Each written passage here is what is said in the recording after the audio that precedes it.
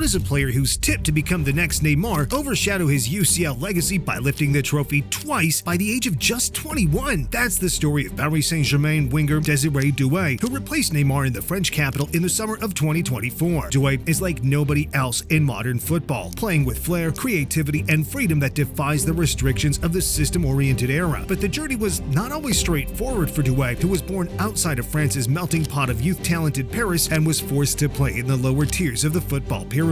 Unlike Neymar, Doué wasn't an internet sensation from the moment that he touched the ball and had to refine his game to make it to the top. This is the entire story of the back-to-back Champions League winning trickster.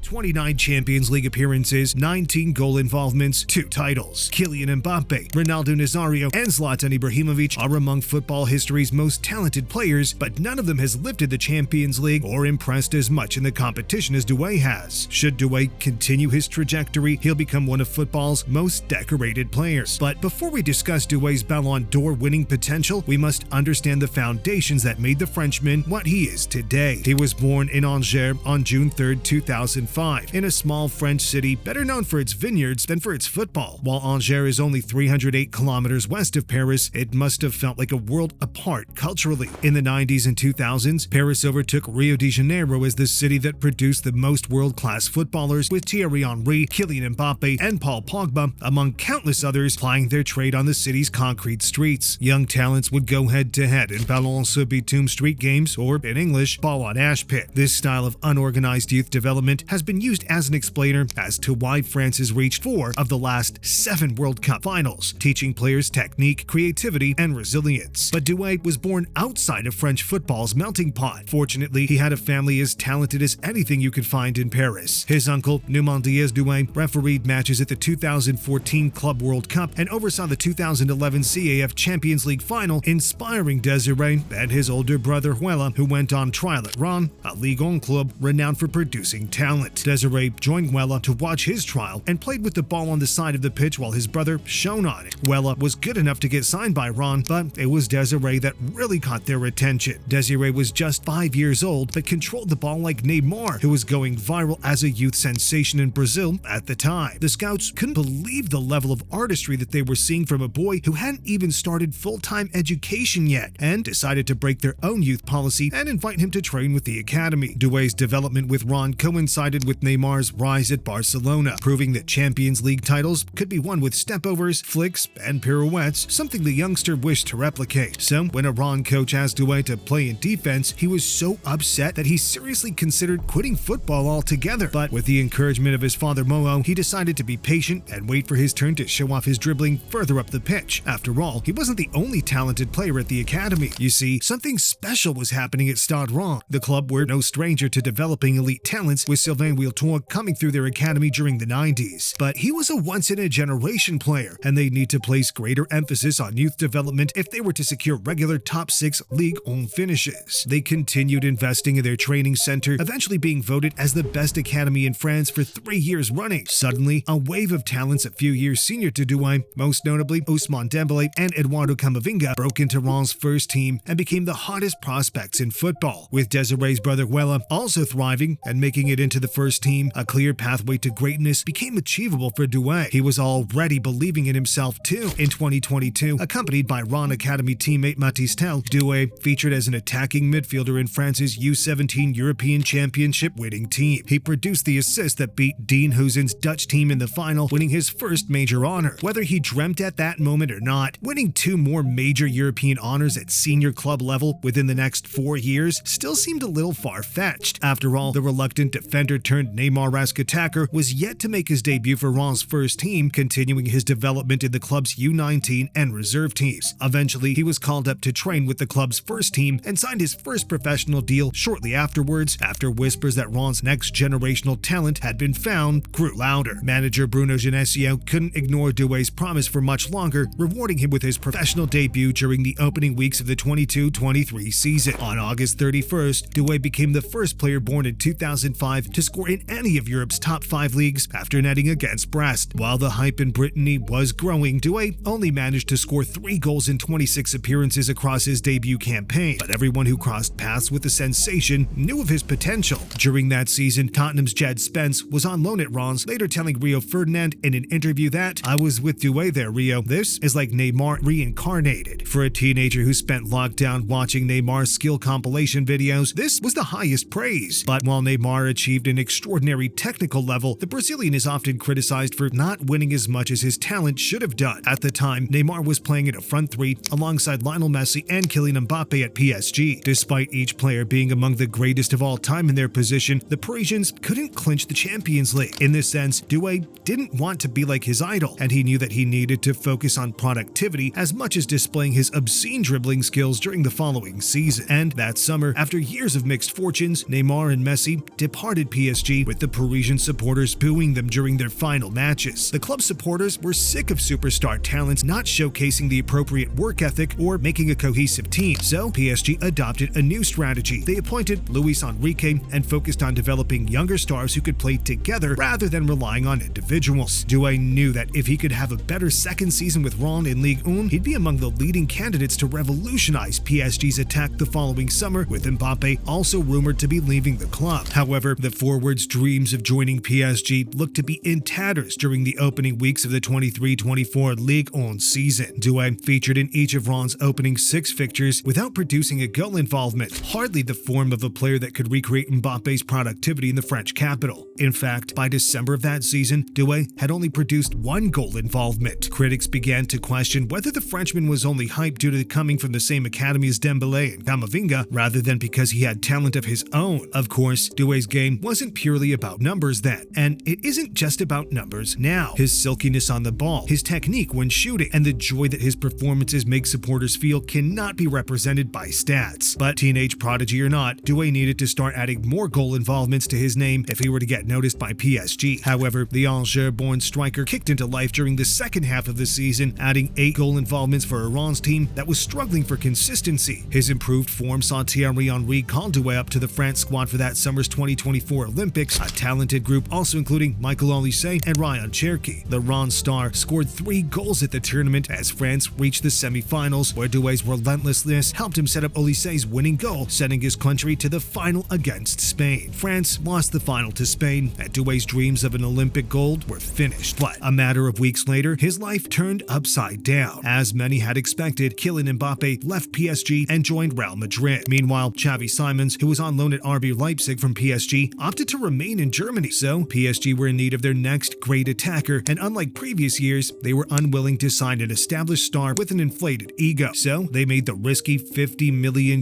move for Doue, a decision that many of the PSG faithful questioned. While they'd grown sick of the Messi, Neymar, and Mbappe forward line, the supporters were still used to signing attackers like Zlatan Ibrahimovic and Edinson Cavani. Despite still being a teenager, Doue would not be afforded time to settle, at least domestically. For PSG in the Ligue 1, winning the title is the absolute minimum expectation. What they'd actually achieve in the following 2 seasons would far surpass just winning the French league. But once again, the move wasn't initially straightforward. With Ousmane Dembélé and Bradley Barcola among Europe's most promising attackers, he started just 4 of the first 19 games, a period in which PSG were less than convincing. They failed to win 4 of their first Champions League games, and elimination from the group stages was beginning to look like a real possibility. Luis Enrique, who had been unsure where to play Doue during the opening weeks of the season, substituted Doue on as a right winger against RB Salzburg, a game in which he scored and provided an assist during a 3-0 win. It was the moment that Doue finally arrived at Paris. From that moment, Enrique trusted Doue more, as the winger provided 2 assists against Lyon before scoring against Monaco the following week. But a goal here and there would not be enough to satisfy the PSG faithful, particularly with the Parisians on the brink of suffering an early elimination from the Champions League. In late January of that season, PSG trailed Manchester City 2-0 before Doue helped inspire a turnaround as PSG won 4-2, ultimately keeping the club in the competition. During that game, PSG came to life. It was the first time that they looked truly cohesive under Enrique, but nobody could have imagined the heights that they'd go on to achieve. As for Doue, he continued to shine. He contributed 10 goal involvements in PSG's final 14 Ligue 1 appearances as they went on to win another title. As always, it wasn't just his numbers that had everyone talking. Doue was playing like prime Neymar, showcasing the same stepovers and flicks that he did as a kid on the nation's biggest stage. For the supporters, Doue was like a lower-maintenance, regenerated Neymar. Unlike the Brazilian, Doue was a dedicated trainer, avoided being overweight, and certainly wasn't taking weeks off to go and party in South America for a club that had previously employed arguably the game's two most skillful players, Neymar and Ronaldinho, only for their off-field lifestyles and attitudes preventing PSG from being as successful as they should have been. This was a massive plus, because PSG were hunting down an unexpected Champions League title as if their lives depended on it. Their next task was a daunting two-legged knockout with Liverpool, who, at the time, were Europe's most feared team and leading the Premier League. During the first leg, PSG battered Liverpool, and Doue showcased his talent after coming on as a second-half substitute, but Harvey Elliott scored a late goal to give the Premier League leaders a 1-0 lead going into the first leg. With a trip to Anfield to come, it felt like PSG were pretty much out of the competition already, but the new generation of Parisian superstars didn't view it that way. Dembélé scored an early goal to silence the home crowd before Doue came on as a second-half substitute and bamboozled the Anfield fans with his trickery on the ball. Given that the Premier League had become about tactics, intensity, and physicality, it was shocking to see a young player operate so confidently and expressively on the ball. PSG went on to win the game on penalties and only continued to get better during the following rounds. They beat Aston Villa 5-4 in the following round, a tie in which Doue scored PSG's first goal. Against Arsenal in the semi-finals, it was much of the same, but this time, the winger failed to get on the score sheet. The victory against the Gunners set up a final against Inter Milan. The game would unveil Doue to the world and see the youngster establish himself as football's next star. Up to this point, only those watching PSG's games knew who the tricky winger was. With a global audience exceeding 450 million, it was Doue's time to arrive on the world stage and break records that may never be beaten. Going into the UCL final, PSG were huge favorites, having already beaten Liverpool, Aston Villa, and Arsenal. They dominated the game's opening stages, but needed Doue's magic to open the scoring. The Frenchman received the ball inside Inter's box, turned elegantly, and shifted the ball to Hakimi, who tapped the ball into the empty net. PSG were 1-0 up, and Doue had his first ever UCL final goal. And he wouldn't have to wait long for his second. 8 minutes later, his powerful effort from just inside the box beat Sommer to make the scoreline 2-0. After just 20 minutes in the Champions League final, he had already contributed far more than Mbappe and Neymar did during PSG's defeat to Bayern in the 2020 version, and his night was far from over. In the 60th minute, a piece of Neymar-like magic from Doue on the touchline started an attack for PSG to almost grab their third goal of the game. The world was almost unable to fathom a relatively unknown youngster making the UCL final look as effortless as a kickabout in the park. He was showing that he could produce the skill and flair of the club's previous greats, but was able to finish it off with a ruthless final product. 2 minutes later, Doue notched his second of the game with a simple finish, effectively ending the contest. He celebrated by removing his shirt, knowing that he was so superior to his opposition that he could afford to be yellow-carded so early in the game. Doue was substituted off, but he already had written history while delivering PSG its first Champions League trophy. At just 19 years old, he became the youngest player to both score and assist in a UCL final, as well as becoming the youngest player to grab a brace on club football's biggest stage. As Doue danced with the Champions League trophy that evening, he knew that his life was about to change forever. He arguably became football's most exciting teenager, surpassing the hype of Lamine Yamal, who'd taken the Liga and the European Championships by storm in recent years. Doue beat Yamal to the 2025 Golden Boy Award, a prestigious trophy given to the world's most talented youngster, previously won by Jude Bellingham, Erling Haaland, and Lionel Messi. In fact, Doue became the first PSG player to win the award since Mbappe won it in 2017. Yet, among the PSG supporters, there was a greater sense of affection for Doue, who appeared to be a player more interested in his team's success rather than raising his own status. But after winning a trophy of such magnitude, the pressure was on Doue to continue his rapid rise to stardom, and it's safe to say he let nobody down. During the 25-26 Ligue 1 season, Doue notched 13 goal involvements in 23 games as PSG won yet another title. But as with many of PSG's stars, his season would be defined by how well he performed in their attempt to retain the Champions League. Doue scored his first goals during the tournament after finding the net twice during a 7-2 victory over Bayer Leverkusen in the league phase, before scoring another brace against Monaco in the knockout playoff round. In the quarterfinals against Liverpool, Doue opened the scoring with a clever finish, already appearing as reliable and as efficient as a seasoned pro. And he'd need to demonstrate his experience later in the tournament as PSG met Arsenal in the final. The Gunners sat back in a defensive formation, time wasted, and attempted to nullify PSG's free-flowing football. The game finished 1-1 after 120 minutes, so the Parisians were forced into a penalty shootout. With a young squad, few players on PSG's team had taken a penalty in a game of such importance. As such, Doue was named as PSG's second penalty taker, sending David Raya the wrong way and placing the ball into the corner. Enrique's team went on to win the shootout and lift their second consecutive Champions League trophy. After the final whistle, Doue spoke humbly in his post-match interview while also outlining his and PSG's intentions for the future. He said, "We want more. We want more. We'll work again because we're a young team and we're ambitious. So next season, we have to go again." It's a frightening statement from the youngster. At 21 years old, he's already won more UCL trophies and added more goal contributions in the final than many of the game's greatest players. Even if he were only to win another 2 titles throughout the remainder of his career, he'd still go down as one of the tournament's most decorated players. While Doue is now too old to retain the Golden Boy award, he's the 9th favorite to win the 2026 Ballon d'Or trophy. Should he play a starring role in France's attempt to win this summer's World Cup, Doue's name may just be written on the trophy.